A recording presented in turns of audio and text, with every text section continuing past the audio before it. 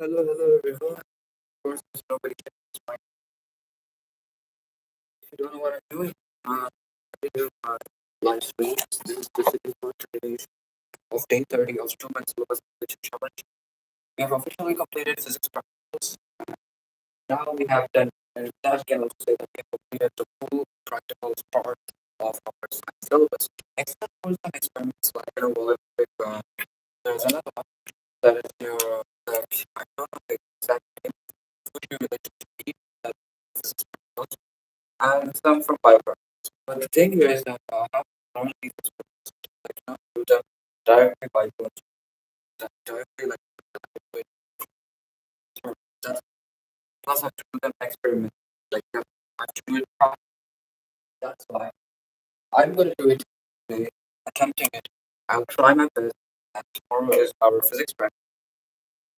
Overall I have done a lot of things. I'm just preparing for my Viva.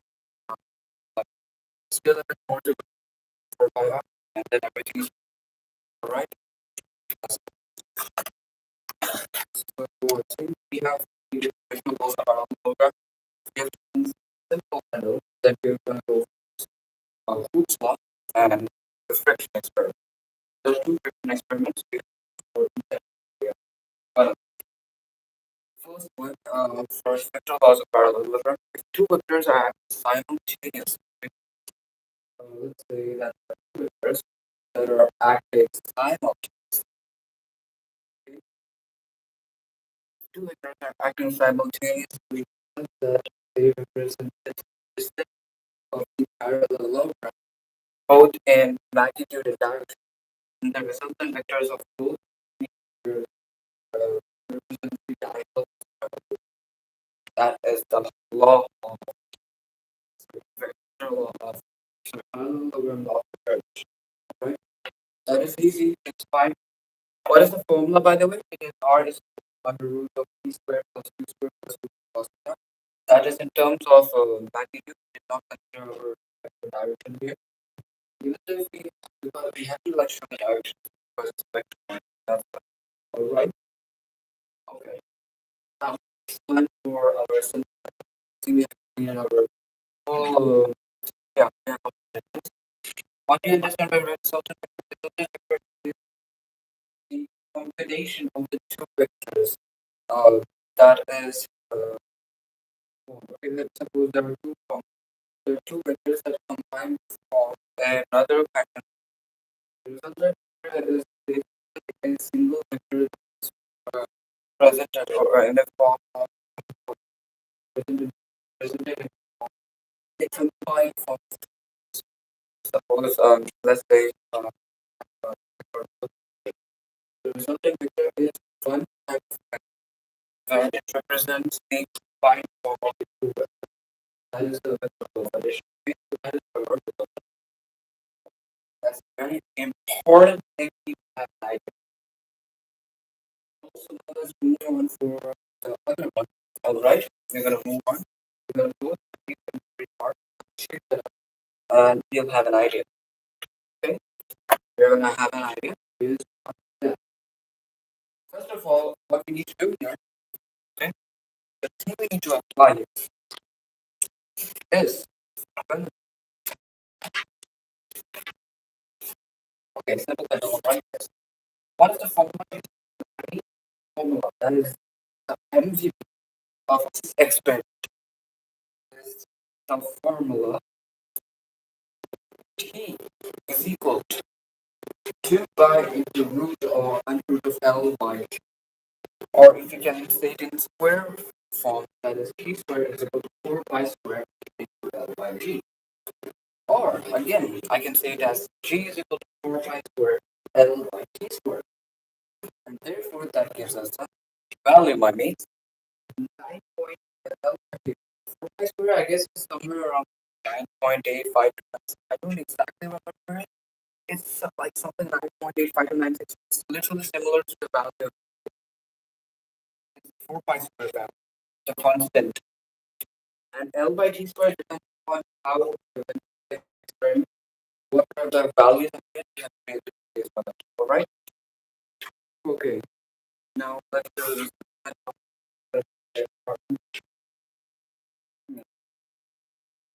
What is this? What, what is this so bright? Still good. Oh, oh, oh, chill out. Chill out. You don't feel fine. I'm, this is so much. Bro, where is it? Okay, good. What do you understand by the oscillation of a simple? One oscillation of a simple described of form of motion and position with extreme in the extreme position the kinetic energy is the least. The potential energy is at maximum because we see that I is very max out, whereas the velocity is nearly equal to zero. Because at extreme position we see that extreme position the velocity is very very small, like literally equal to zero. That is the thing. And that's why you can say that kinetic energy is very at this point. But in the main position, we get that the pendulum is in motion and therefore the velocity is there at max and the height is at variance. That is potential energy being very small, kinetic energy being really high. Alright? And so when complete motion of the pendulum from that position to right, that means it's called oscillation. Now this depends upon where you start, okay? For complete motion of the complete motion of this pendulum depends upon where you start. If you start from mean position, then you should end up for one mean position to give a whole complete oscillation. Now from extreme right, it should end at extreme right. If you start at extreme left, you should end it at extreme. That's what the mean line is. It's better to actually do the experiment at extreme left or extreme right positions because position you might actually mess it up. Because during the mean position, you see the pendulum may move. Alright? So I hope so you don't do that. But not that you're afraid to determine your facts. Right? So if I explain you again, what is it? It is a one complete motion and a simple from which it moves from the mean position to the extreme left position and then the extreme right position, then back to the mean position. That is one complete oscillation of physical. Now, what is the frequency? The number of oscillations that take place in that simple pendulum in 1 second or in unit time is known as the frequency. Simple pendulum. Now, the frequency of the simple pendulum will be pretty much low. Like suppose I would say for simple pendulum, like seconds pendulum. You know what seconds pendulum? It's a very important question in biology. They will ask this. Seconds pendulum is basically having a frequency of 0.5. What I mean is that um, there are two oscillations. For one oscillation, it takes 2 seconds. The time period is 2 seconds. And the oscillation that takes is going to be one oscillation. So that is a whole 2 seconds time. But what is the frequency of it? Since it's completing the one full oscillation in 2 seconds, if we talk about 1 unit time, the amount of oscillation is 0. So half of the oscillation is completed in 1 second. Alright, that is our second. Also, they might ask you what's the effective length of the second spectrum. The effective length of a second spectrum is 100 centimeters or 1 meter. That is the most precise way you can say that. If you do it experimentally, you might get somewhere around like 99.3, 98.9, 100 point, sorry, 100 point in terms of centimeters, okay? Or sometimes even 100 centimeters. Yeah. Okay. That is basically, I'm just saying that it's like 0.993, 0.989, 0. Sorry, 1.01, 1.02, etc. Well, yeah, that's what I'm basically discussing about. That's your second spindle. All right, that's the effective length. Now, what is that effective length? Okay, effective length is basically the point of suspension. Suppose this is the summation. Okay? How should I explain this? I have to get a thing that helps me explain simple, right? Okay, let's take this one. This one is much better. Let's say this is a simple pendulum strip. Alright. So okay, wait, let me just adjust this one first so that it doesn't like spot this. Alright. Suppose you imagine that this is are a ball, okay? Just imagine that the ball and these are ball. Now this is the point of suspension. Okay? This point is the point of suspension. Alright. Here it's gonna be a bit like this. You go like of course because the main orientation position of the axis is what tilts. That's why it's more tilted. It's gonna be something that starts oscillating. Right? This is how you're gonna that's how. So this is how we're actually doing this. Okay? See that it's slowly decreasing its energy, and that's how it's actually working out. Yeah? That's how you're gonna do. Yeah, I'm gonna also recommend you one thing for actually doing this experiment. So once this experiment to be very, very accurate, you want it to have the velocity somewhere around like even below 5%.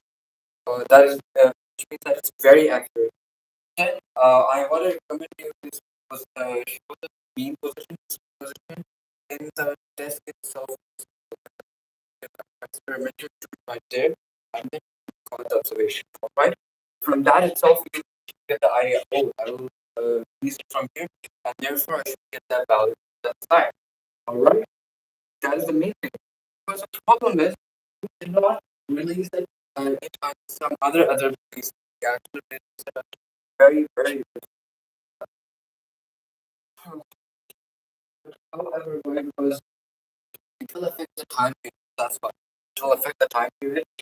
And already the lens is capable of affecting the line period. So if you actually like kind of put it much back, it's gonna affect the time period for sure. Okay? Now, who invented it? Who was the first? Who was the scientist that invented it? So Galileo is the scientist who has invented this pendulum. Okay, that is the pendulum. Now there are many pendulums like spring pendulum, compound pendulum, and that is there in the college like 5 degrees. That's where you learn that. But right now, at your level, 11, 12, for even for me, it's simple. Even simple pendulum is really difficult for some. This compound pendulum. Now, what is the effect of acceleration to gravity on the accuracy of the pendulum? So, if the accuracy of the pendulum decreases acceleration, that's more, okay? This one is interesting. So, first of all, I want to discuss what's the formula again. Is equal to 2 by root of L by G. Again, let's square that. So it's T squared is equal to 4 pi squared into L by G. Now T squared is inversely proportional to G, right? It is inversely proportional. To check that out, we'll get the idea. Basically, what's going on here is that when we check the time period, we have an idea. What's the idea? Say 4 pi square is constant. Okay, if I remove that 4 pi square, I get the proportionality. That proportionality sign is t square proportional to L by G. And that's how we get the dependence. Okay? That's how we get the dependence. So what is the effect of acceleration? What is the effect of air? If the air resistance is there, then it's going to cause a lot of errors, and that's what if you don't have any kind of fan that's working on rails to affect or balance to open the oscillation, and this will increase the time period. So it's increasing the air resistance, it's going to increase the time. Therefore, it's going to cause more inaccuracy and even error. It's error too. In fact, it is also given as in the point form for precaution for. Alright, so yeah, it's very important to know that this is the point of every. Okay. Now, how do you measure the effective length of so effective length of pendulum? Of course, now you might think that you're gonna use this to measure uh, you know the effective length of pendulum to be measured, we have to the radius of the ball. Then we're gonna include the length of the hook of the ball, then overall the whole length of the thread. Now, the length of the thread might be given to you because there will be different lengths that you find based on that. For the length of the thread, okay, effective length, I would say that it's basically you for mainly like calculating the meters. You see that whole meter scale, right? You're gonna use that to calculate. But now you might be wondering, like, why not? What about the radius of the book? And why is it even radius? Why not diameter? Why not is it including the on the block is very dense, of course. It is made of some kind of an alloy. It is made, suppose made of like bronze, I suppose. Now this block is basically having its center of gravity at its center since the mass is uniformly distributed. So I would since it is uniformly distributed inside that at its center point, then we can say that we have just the radius because the center of the gravity is not the whole thing is some kind of measure the effective. Alright, the effectiveness is basically from where to where. Point of suspension where the pendulum spins, right? The thread is connected and also the block. The block is basically having its radius, that is the radius of gyration. Radius of gyration if you remember. But that one is not much used because it's not really used enough. Right? Now, this is an interesting question. Why does the pendulum become faster than and slower? There's a property that fixes this pendulum. If you actually have observed this very closely during the summer times, during the heated times, okay? Now the pendulum will of course go a bit faster during your school days because you're doing this on the winter timings. But if you actually did this on summer vacation, you would have seen your pendulum going a bit slow. There's one change. Why? Because the length of the pendulum is slightly increased due to the heat of the that is produced on the summer. Okay? And due to that, the length of the there is pendulum, we can say there is also an increase in the time period. Why? Because L is directly proportional to times period the whole square, which is t square. Okay, and that is also giving us a a straight line. That's the thing. So therefore, what we can say is L directly proportional to t square. Okay, we got this straight line, and this straight line is explaining us about how length when increases, the time period will also increase at the same time. So therefore, it will take a lot of time for oscillation, and that is also one of the errors that are caused. There are a lot of errors. Most of them will be negligible, but yeah, there is an error. There is no way you can evade any kind of error and get it very ideal value. There is no way.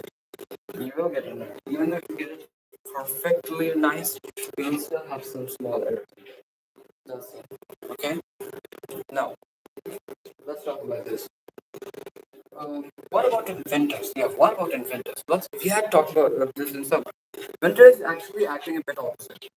Instead, it kind of does not take up. It kind of takes the heat. There is no heat at all, and therefore the string will have an act on based on that. But due to the coolness, it kind of decreases, and due to the decrease in the length, there is also a decrease in the time period. The time that is t squared. Time period double square, and due to that decrease, we see that the pendulum's swinging or the oscillatory motion is a bit faster. That's why we can say that the pendulum swinging is slower in summer and faster in winter. All right. Now, give an example of a simple pendulum. Your clock pendulum. That's a simple pendulum, is it? Yeah, it is. the string moves to and fro motion along the median point. Hence, it is an example of simple pendulum. Okay, your periodic motion, that is your simple pendulum, right? Moves like this and this and this, and gives you to and fro. What does it give you? To and fro motion. That is here, bam, bam, bam, bam, bam, bam. That is your to and fro motion. All right. Got this? Yep, yep. My voice, I got it. I got it. Let's go next. The next one is which instrument should be used to measure diameter of the ball? That is your vernier caliper because a lot of bodies can be measured with vernier calipers. That's a better one. Time period of a simple pendulum does not depend on which physical quantity. Okay, this is an interesting one. Now this is kind of weird. Okay, the question says on which quantity does not the time period does not. But here there is actually no quantity in this formula that time period depends on. Okay, I mean there is a formula that depends on the time period, of course, and the time period itself is depending upon it. But then there is no quantity. It says that it does not depend upon the time period. So basically, it might be constants. But then what we're mentioning here in the answer is basically the quantities which are dependent on the time period of the whole square. So you have to mention the time period, of course, is compared. But again, there is no quantity that describes that this does not depend upon time period because there is no such formula. There's no such other formula. It's just this formula that describes it. Right? So L is directly proportional to T squared, that is your effective length, being directly proportional to the time period squared.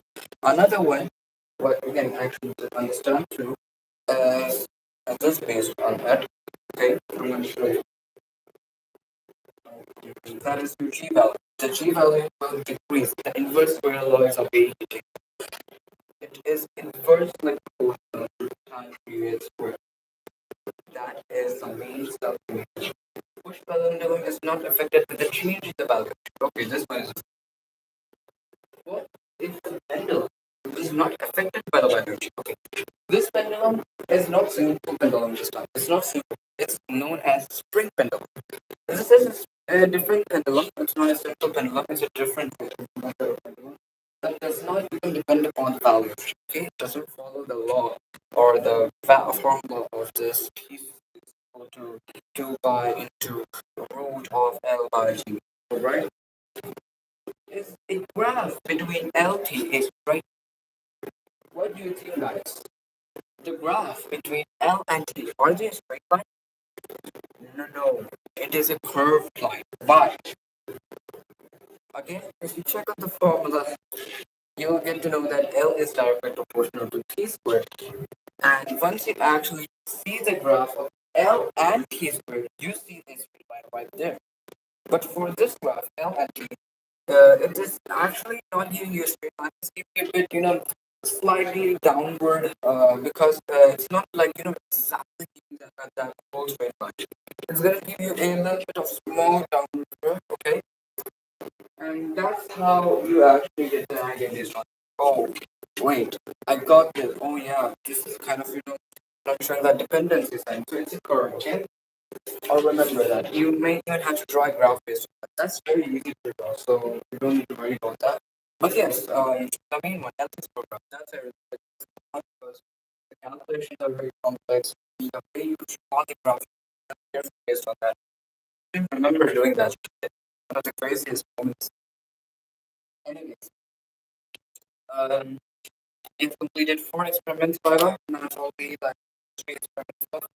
Next is friction. I think friction is the least Viva questions.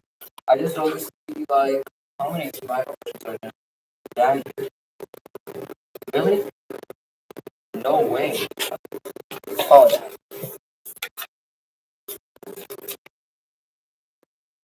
I'm not sure. Wait. I have so many doubts. Wait a minute. Which is the. I might be wrong. Okay, 69, 78. Let's check that. Okay. Alright. Okay. I was like confused for okay, this one. Nice, nice. There are a lot of questions for this one. Oh, okay. I take that back. Oh, damn. There is a lot.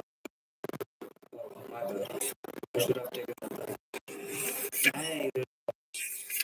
What about fruits law? Let's just. One experiment has a lot of. So we have to bury it better. Okay, let's start with fruits law because we actually I kind of did the fruits law first. So yeah. Define force constant or spring constant of a spring. What exactly is spring constant? Now, if we actually check the Hooke's law, we have an expression, okay? Okay, wait. What is Hooke's law, by the way? Within the elastic limit, okay? Within the elastic limit, the restoring force, okay, I'm talking about the magnitude, not the directions. Our directions aren't included. Only magnitude. So, the restoring force is directly proportional to the extension produced on the spring. Okay, it's not by the spring, in the spring, okay, it's on the spring. It could be you that or that's producing that extension. But it is within that elastic limit. Also, the extension you see is in negative actually, but then we took the magnitude, so therefore it will be a positive in the values. So remember that, okay? What is the SI unit? Oh yeah, I did not exactly say what is spring constant. If you check the value of spring constant, it is K is equal to F. What is the expression for this one? F is equal to minus A. Let's say that I'm just taking the back. So it's going to be F is equal to. Now, if I take K value, it's going to be F by X. Alright? By seeing that F by X, you get the one particular definition from it. What is it? The amount of force applied on the spring to produce an extension of 1 meter is, or a unit length, is known as spring constant or even force constant. I might even need force constant instead of spring constant. So be aware of that. What is the SI unit of force?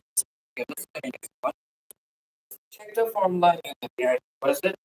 K is equal to force by a unit length. Is it? Is it? Yeah, force by. So forces we have it as Newton. This extension is meters, so it's gonna be Newton per meter. Okay, Newton per that's the size.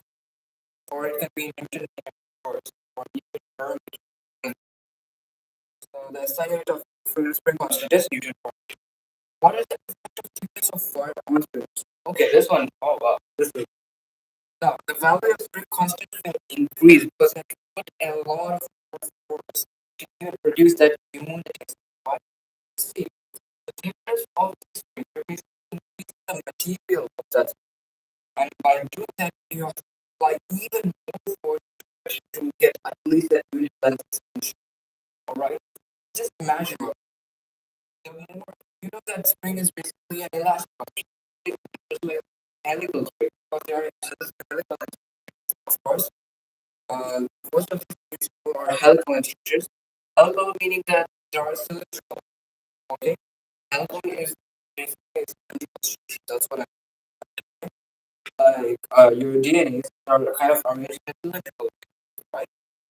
Um, like, maybe I'm not sure, but so yeah, springs. Those are of course they are actually helical. These helical springs that have much material, they'll have to get a lot more force to produce that 1 meter extension or that unit length of that extension. So that thing is basically increasing your K value. Why? Because the force applied on that to increase that 1 meter length extension is kind of more. So it's basically increasing your K value. That's the spring constant. It is ensure that tip of pointer should not just vertical. Okay, this is a good question. Why should the pointer not touch the vertical scale? Why should it do that? You see, your vertical scale always have your pointer a bit away from the readings or the graduation. Okay, you know what graduation is? The readings. Now, you might be thinking, why though? Why is it? See, friction is one of the main reasons that have been caused by error. Like I say, your internal program log. Friction experiment. The friction experiment is also sometimes your tool may have friction. Alright. And what else? Simple vanilla. They have air resistance, not friction. No, okay, wait. That's also there. Yeah, fluid friction. My bad. Fluid friction. Okay. Your vernier calipers and your screw gauge might have that, defect of manufacturing or the wear and tear might be friction too. Sometimes, not sure fully friction because I've seen a lot of friction when you actually like turn on the vernier calipers, especially on vernier calipers. I like still remember that. Uh, yeah, what was I discussing about? The question is at the tip of the point away from vertical space. So it is because to avoid the friction. Because if it is in contact with it, it will form friction, and that friction will give you a source of the error, and thus there will be a lot of problems in your observation and communication. So in order to keep that away, what you need to know is that the pointer should always be away from the vertical scale. Now the vertical scale will have a mirror of course. You should at the vertical scale are of the slope. Actually find that there is a mirror. And then there are waves. Now why is there a mirror? Because the pointer image will be coincide with it. And if there is zero error, there will be a just define frequency. Same thing. It just has repeated the same stuff. What will we say again? There's a force required, or just the amount of force required to extend the to make an extension of spring of unit length. Unit section. Which devices use helical spring? Spring balance. Does it? Yes, spring balance. Do you remember spring balance? In fact, it is used in finding friction of an object. And very back time ago. It was like very once upon a time. You learned in the name standard about friction, and that friction you learned about had that experimenting, and it has used these free values. All right. Also, you may have observed this in your science standard physics practical lab. Your teacher might have shown you that, and it was kind of observable. You might have understood that. Oh yeah, it's kind of showing this that, and then yeah, you got the idea of it, right? And that's how you actually do it. Okay, okay, okay. Mhm. Looks like we have completed all the type of questions of this lesson. But dang, dude, two of my questions were very, I'm not gonna lie. Two of my questions were very easy. Let's check now frictions. Frictions by options are long. So to do this as fast as possible, we still have 55 minutes left. Or no, 45 minutes. Yeah, I did not remember. Ooh, what is this? Okay,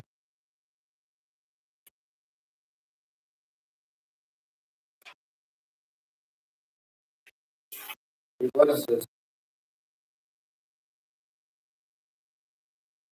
Okay. Hmm. Like, bro, this is crazy. Check out this. Oh, the second experiment has a lot of cause of bio. I was not expecting that. Oh, okay. This one happens. Let's start with the first part of the friction experiment. The first part.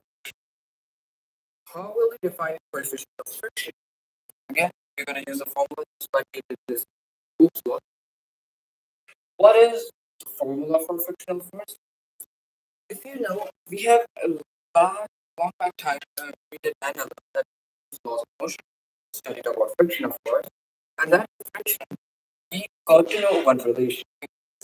That friction or the systemic static friction is directly proportional to the reaction directly proportional to the reaction force. And that being said, we can apply constant, right, to remove that proportional sign equal. So what is that constant sign?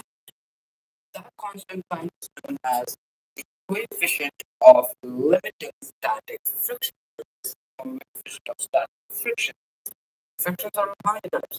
Two types, right? Static friction and kinetic friction. And based on that, we can actually talk about like, suppose if we're talking about the expression based on static, it's going to be represented as Fs is equal to USR.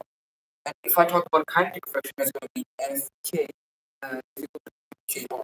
Here, F represents kinetic friction, mu K is the coefficient of kinetic friction, Fs represents static friction or limiting friction, that's the maximum part, and your mu S represents the coefficient limiting static friction or static friction. That's so what is it exactly? If the limiting friction is it's basically the ratio, you can just say that it's the ratio between your limiting friction and line. You say that? Yeah, it's basically the ratio. That's it. It's just a ratio. It's not even exactly defined. What is the limiting friction? Why so? Because whenever you study, you kind of find whenever we do an experiment, we always try to avoid friction in the friction we find them use that coefficient of limiting. So whenever we do the experiment, we actually put on the base loss, very small base loss, then put up some base. We actually crash those base loss one by one, like slowly crush. Right? But what's the main aim? The main aim we are doing here is to actually the object. The object that is placed on there that is connected to a string, and that string is connected to the and that is connected to the weight band. And that can to take some weight. It's gonna increasingly have them up to where your weight of that block, certain block, is tends to kind of tends from this kind of tends to move from this there, and therefore you have that idea of oh yes, it's moving from here to here, right? It's moving from here to here. Right? I don't know what's wrong with my YouTube algorithm. Actually, I don't know what's going on. It's kind of very weird. Actually. Like I try to check my phone's you know the YouTube recommendation algorithm isn't working at all. It isn't. And even my voice is practicing like bro. I was confused at the moment. I didn't know what's going on with YouTube. So I might have to use Streamlabs next time. I should be using Streamlabs, okay? Because I might even change my YouTube recommendation algorithm. But even try with abilities because I will not change the first way. I mean it's still fine and it's still gonna be my work because I know that one day I can do until that is nobody's question. It's fine. I'll talk this to myself. Please. Okay, now this what is the limiting friction? The maximum value of the time to which it starts an impending motion. Okay, now that's what the motion is called limiting friction. The maximum value of the static friction, where after exceeding that maximum value, it gets converted to kinetic friction. Okay, now always remember that when we think about the graph or just check the graph, goes to straight line, but that is an incomplete graph line. That is an incomplete line, but it's basically a straight line. Then there is a small curve, then it's kinetic friction. So it's like this. Right? The graph is this, and there is a curve, then that is how the graph is. If you look at the graph, and you may be thinking, why is it curve here? Because static friction and friction is static friction is always greater than kinetic friction because the limiting friction is there, the maximum friction is there, which actually kind of goes for cannot work the actually avoid or to be in equilibrium. That's what I guess. What is equilibrium? The force net will be that the resulting external force will be acting up here, and there is another friction force that side. Why does changing sliding friction to rolling friction helps in reducing? Okay, this is a good. Rolling friction is capable of reducing the sliding friction because changing sliding friction rolling friction can help reduce this one is not that logical and very kind of very weird. It's not logical. Since rolling friction is always less than sliding. That's what it is. But what do you think by it? Just think about it. I'm not sure.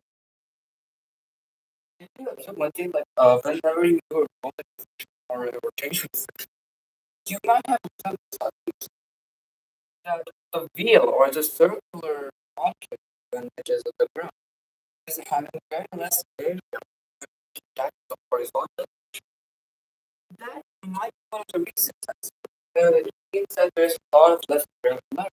And when moving forward, it's actually taking the other part of the area and it moves again and again like this. For the sliding friction, it's going to take the whole area. There's more irregular, right?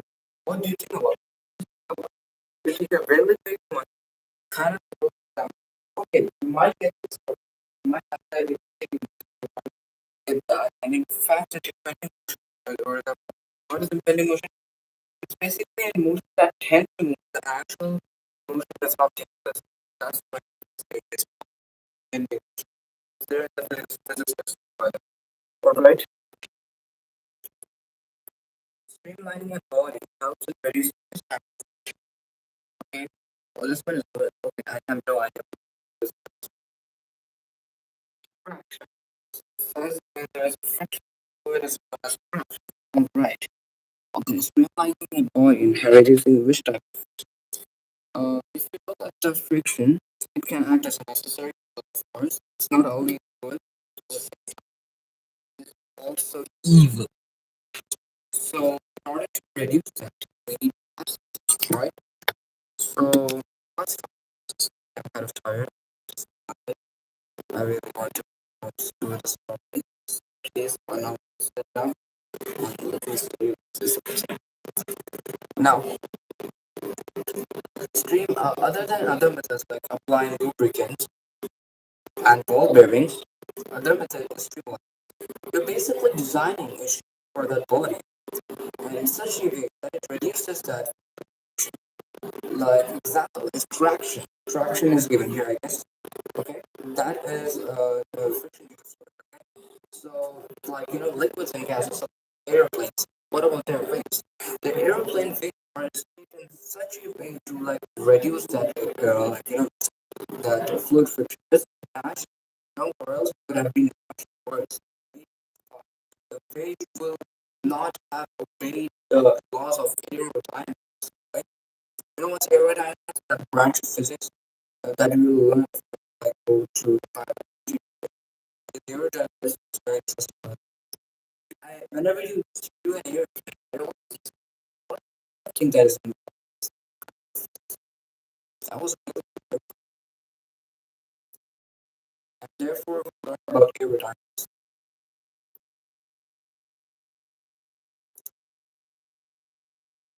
That's cool. Why does it slice because room friction is always less than sliding friction, therefore it's better to change the sliding friction to rolling friction. Alright?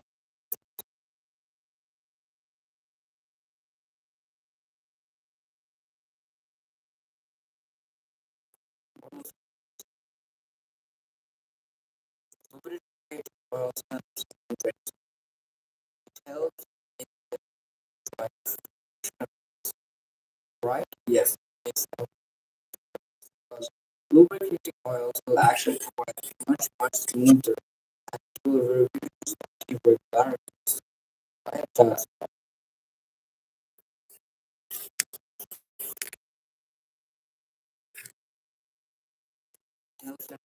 Right? Frictionless. Right? So now the last experiment part we're doing. Then we're going to do some physics and all of this universe. Oh, there are some very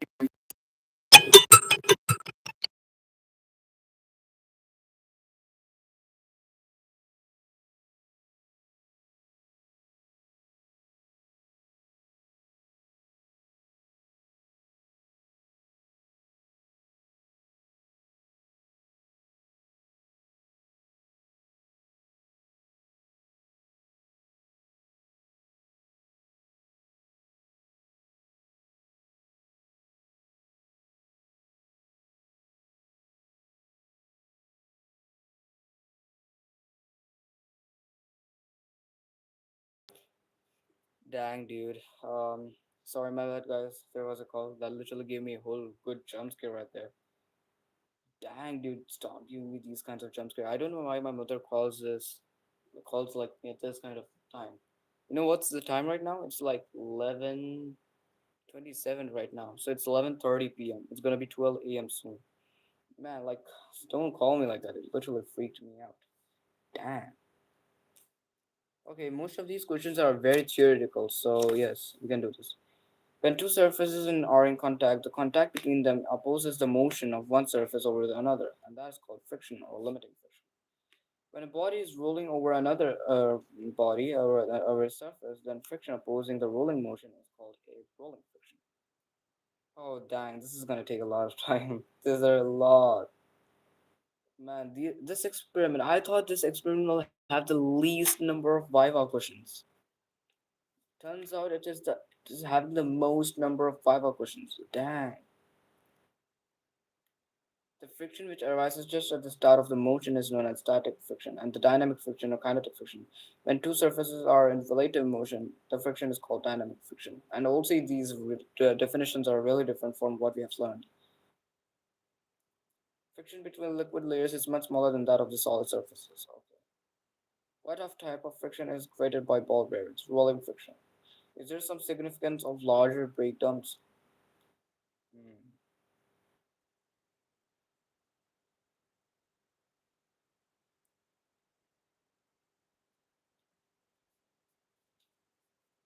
Okay, let's go.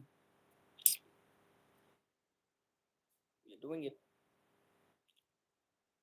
Oh, it says it's I've restarted the life, but I think so. It's basically just saying that I'm continuing my life. I don't know when I'm gonna end my live stream, but let's go. It's gonna be before 2 o'clock. 12 o'clock, guys. It's before completing this thingy. The vibe of Wo's question. Irregularities in two surfaces that we find is the reason for the friction. What is static friction? The friction which arises just about in the friction which arises when the object is in impending motion. Dynamic friction. Okay, what is static friction? The friction in which the motion with the man, what am I saying? Which arises just at the start of the motion. It's called static friction. It should be limiting friction, right? Is it? Hmm. Okay. Limited friction is different. That's what I know. It's the maximum friction, static friction, by the way. What is dynamic friction?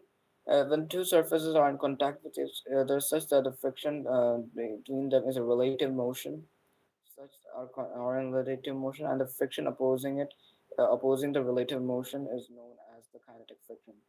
Why oiling reduces friction? The friction between the oil liquid layers is much lesser than that of the friction between solid layers.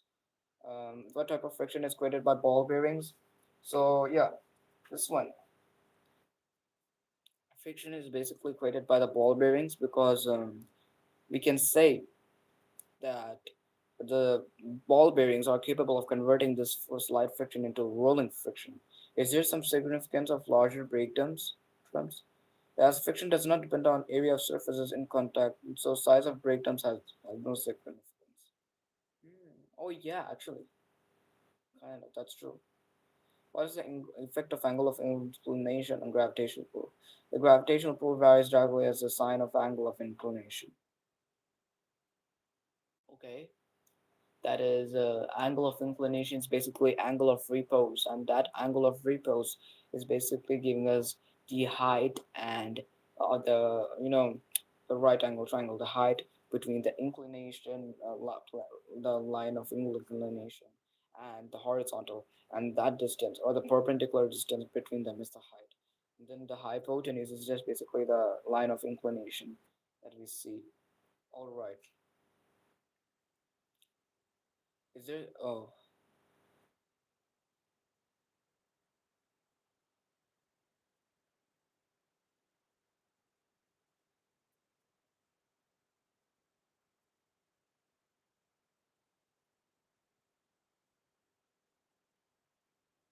wait a minute, guys. I'm coming back. Okay, just wait for a minute. Chill. Okay.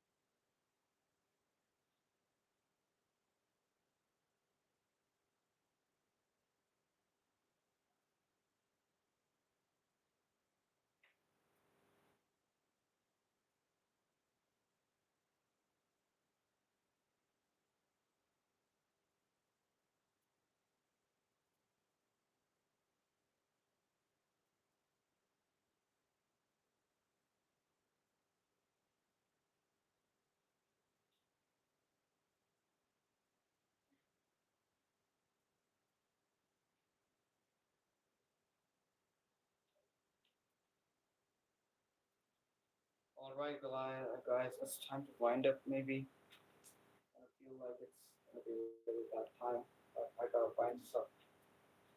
We gotta wind up, by my guys. Uh, let's just go to this. Is there no?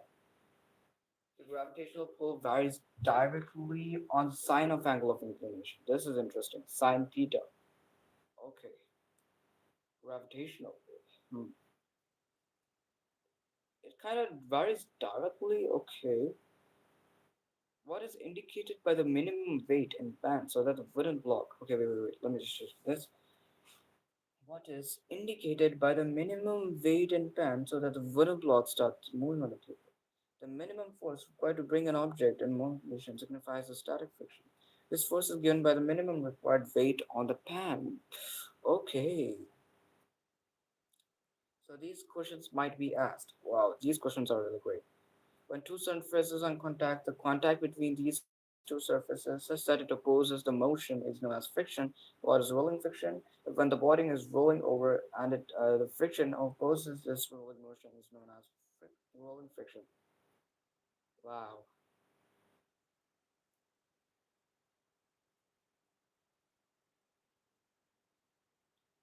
To drive on a wet road. The water on the wet road creates a thin film which offers little opposition to the movement by the way of friction. In that case, the tire are unable to create a good grip. What do you think about this too? Like, suppose I'm not sure. If you have done a cycling in sand, you might have observed it. Like, dude, you're not even capable of moving. Is that because sand is just basically like you're putting up the force and the wheels are basically just pushing the sand back? Or is it because of the friction that takes place? Because there's a lot of irregularities at the same time, I feel. I feel like this is the time to wind up, I guess. Yep, guys, it's time to wind up now. Overall, I've been through each and every Bible question. I have learned that too. And bro, that was really stressful, by the way. Like, dude, now it's time to give our best shot in physics practicals. We have done everything and we are now ready for it. Alright? So, yep, guys, let's meet. I'll meet you soon. Alright, let's go. I'm gonna end.